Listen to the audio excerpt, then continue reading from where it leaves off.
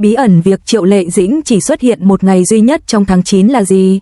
Triệu Lệ Dĩnh chỉ công bố một sự kiện kinh doanh vào tháng 9, lịch trình còn lại vẫn chưa được xác định, làm dấy lên vô số đồn đoán trong cộng đồng người hâm mộ về bộ phim mới City Builder và những bước đi thời trang của cô. Với hình ảnh mùa thu ấm áp và nhịp độ chính xác, phim trường đã biến những bí ẩn thành một tác phẩm kinh điển, những khoảng trống che giấu sự gắn kết thương hiệu, những dự án được báo trước và một không gian cho sự hợp tác của người hâm mộ.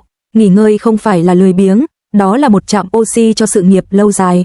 Có rất nhiều sự phấn khích, cũng có rất nhiều sự im lặng. Vậy mà một nữ diễn viên hàng đầu lại mở màn tháng 9 bằng một buổi chụp hình mùa thu ấm áp với dòng chú thích tháng này cứ bình tĩnh nào. Chỉ có một sự kiện được công bố rõ ràng trong lịch trình, lại còn diễn ra vào ngày 11, chẳng phải điều đó khiến mọi người lo lắng sao? Liệu đây là sự lười biếng hay sự quản lý cấp cao? Liệu đây là một chiến thuật thành phố vắng vẻ hay một đòn tấn công mạnh mẽ? Hãy cùng khám phá, hãy cùng tìm hiểu sự thật. Studio của Triệu Lệ Dĩnh vừa tung ra những bức ảnh mới tràn ngập sắc thu, bộ lọc ấm áp gợi lên cảm giác bình yên, không bị gió bắc làm ảnh hưởng. Lịch trình của cô có một sự kiện kinh doanh công khai vào ngày 11 tháng 9, chi tiết vẫn chưa được công bố chính thức, tất cả các sự kiện khác đều được đánh dấu là đang chờ xử lý hoặc riêng tư. Diện mạo bị che khuất một phần này ngay lập tức khiến người hâm mộ phấn khích. Liệu có phải là Odos không? Lý do không hề khó hiểu, thương hiệu vừa tung ra poster sản phẩm mới với hình ảnh cô mặc áo len len mềm mại và dạo bước trên đồng cỏ. Chủ đề này khắc họa sự ấm áp của mùa thu và mùa đông, và có vẻ như cô sắp sửa tổ chức một sự kiện offline tiếp theo. Ngoài thông báo chính thức, còn rất nhiều ẩn ý. Người hâm mộ đang suy đoán về hai hướng, một là về bộ phim truyền hình mới City Builder, với một số người mong đợi một buổi chiếu riêng hoặc xem trước quảng cáo. Hướng còn lại là về những động thái liên quan đến thời trang, với những gợi ý về bìa phim mùa thu và mái tóc dài buông xõa. Những kế hoạch thực tế hơn cũng nằm trong chương trình nghị sự. Hãng phim đã tuyên bố rõ ràng rằng họ sẽ cho cô ấy thời gian để nghỉ ngơi và hồi phục. Thành thật mà nói, mọi người đều đã thấy lịch trình làm việc dày đặc của cô ấy trong 2 năm qua, nên việc nghỉ ngơi cũng không có gì là quá đáng, và người hâm mộ thực sự ủng hộ cô ấy. Khán giả cũng không hề nhàn rỗi khi phong cách ấm áp, đậm chất thiên nhiên xuất hiện, những sáng tạo phụ tràn ngập màn hình như một cơn lũ. Người thì biên tập vlog du lịch, người thì thiết kế ốp lưng điện thoại, và còn có những người khác nữa biến cảm giác thư thái, đối mặt với cây cối, thành meme, lan tỏa như cháy rừng. Ai cũng bị cuốn hút bởi bộ phim mới, với những cuộc trò chuyện hàng ngày thúc giục cập nhật đến phim trường ngay. Khi nào City Builder sẽ ra mắt? Nhìn vào trường quay, có vẻ như họ đang làm việc với một tốc độ ổn định, những nỗ lực chống tội phạm và bảo vệ quyền lợi của họ rất hoàn hảo, và nội dung chính thức của họ rất đẹp mắt. Những chi tiết vận hành, vô hình nhưng quan trọng, này đã thúc đẩy đáng kể sự tương tác của người hâm mộ. Nhìn bề ngoài, nó trông giống như một lịch trình, nhưng thực tế, nó là một ví dụ điển hình về nhịp điệu. Hãy bắt đầu với cảm giác bí ẩn. Ngành công nghiệp giải trí chưa bao giờ thiếu loa phóng thanh, điều thiếu chính là một lượng khoảng trắng phù hợp. Sự kiện công khai duy nhất được tổ chức vào ngày 11, trong khi các sự kiện khác đều được giữ kín. Điều này, thứ nhất, giúp thương hiệu được biết đến rộng rãi, thứ hai, để duy trì tính bảo mật của dự án, và thứ ba, để giữ cho tình cảm của người hâm mộ ở mức độ hợp lý. Bí ẩn không phải là phép thuật, nó là một van tiết lưu cho việc cung cấp nội dung, một luồng gió mới để bạn ngửi thấy, và phần còn lại được thúc đẩy bởi trí tưởng tượng. Trí tưởng tượng càng phong phú, cuộc thảo luận càng sôi nổi, và bình luận trực tuyến càng gay gắt. Hãy cùng bàn về nhịp điệu thương hiệu. Ra mắt sản phẩm mới thu đông là chiến trường chính của ngành thời trang. Việc chọn ra mắt vào giữa tháng 9 giúp tránh được sự ồn ào của đầu tháng, đồng thời tạo điều kiện cho các cột mốc tiếp theo. Kiểu lên lịch này nhấn mạnh tính hiệu quả. Những sáng tạo thứ cấp của người hâm mộ về cơ bản là bộ phận truyền thông thuê ngoài của thương hiệu, ngoại trừ công việc bán thời gian này mang tính tâm huyết, không được trả lương và được thúc đẩy bởi sự sáng tạo. Đây chính là logic hiện tại của đồng sáng tạo ra một điểm tựa tuyệt đẹp và để người dùng kể phần còn lại của câu chuyện. Thứ ba, tinh thần kỷ luật của studio, những nỗ lực bảo vệ quyền chống lại người da đen nhanh chóng, chính xác và quyết liệt không chỉ bảo vệ nghệ sĩ mà còn thiết lập các quy tắc cho cộng đồng. Một không gian thảo luận sạch sẽ khuyến khích các nhà sáng tạo nội dung chất lượng cao, cung cấp cho người hâm mộ nguồn tài nguyên để khám phá.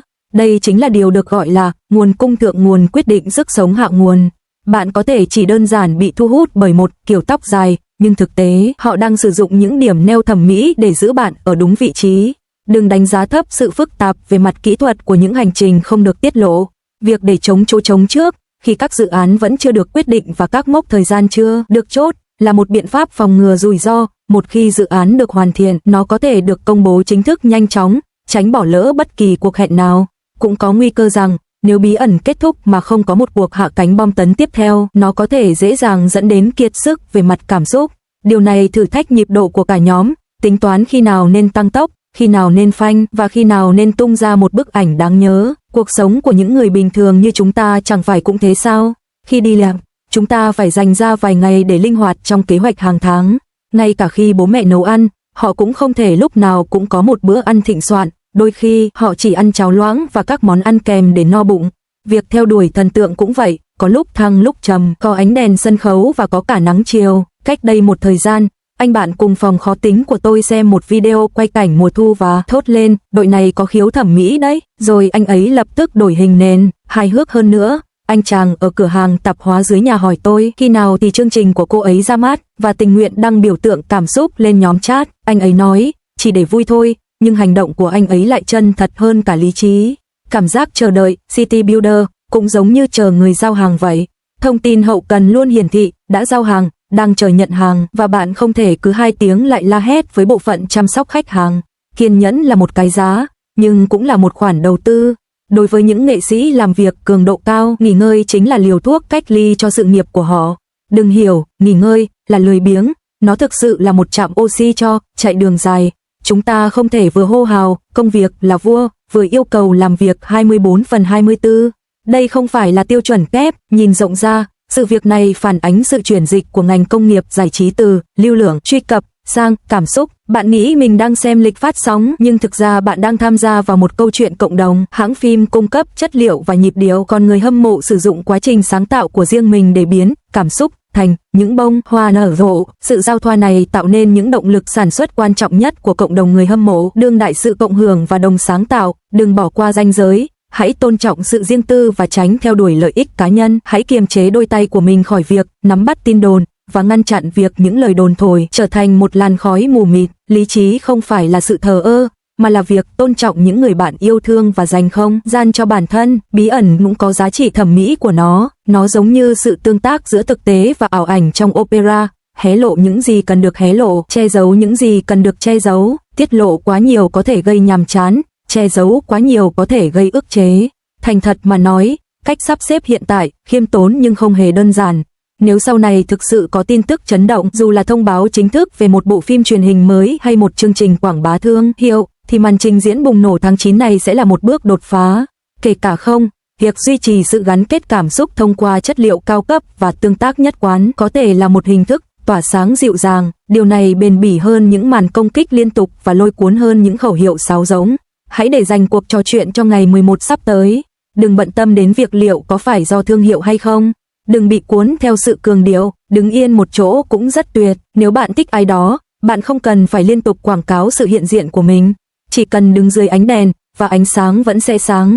Bạn mong chờ thông báo nào nhất? Thông báo chính thức về một bộ phim mới hay sự hoành tráng của chiến dịch quảng bá thương hiệu?